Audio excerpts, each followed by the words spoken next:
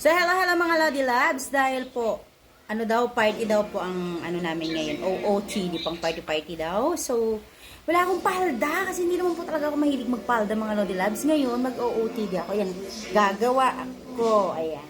Magdi-DIY po pala ako. Ballet dress po ito kasi hindi naman na ginagamit ng mga anak ko. Gagawin ko na lang po siyang palda. Ayan. Mangan nyo po. Gugupitin ko lang po ito.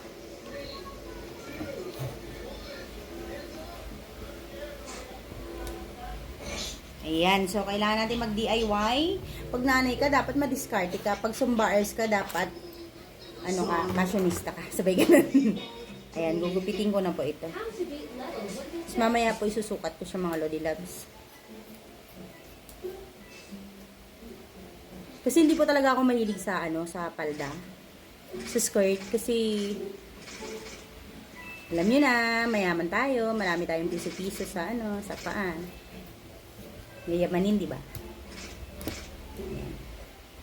So, gugupitin ko siya mga Lodi Love. Then, isusukat ko siya. What are you doing? Why are you still big? Sana yun? Ayan. Ayan na siya. Wait lang po. Ito siya, ginugupit ko. Baka magupit ko naman. Ano naman mukha niyo pag nagugupit kayo? Nasama sa gunting. Wait lang mga Lodi Loves.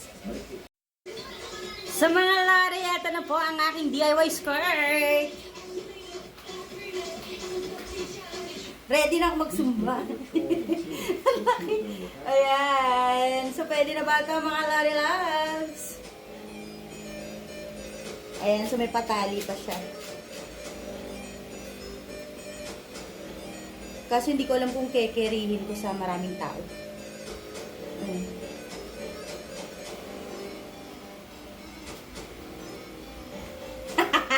Ayan. Ayan po, yung likod niya. Medyo nabangasan yung likod, no? Dapat pala, ano, yung cut ko pantay. Bye po!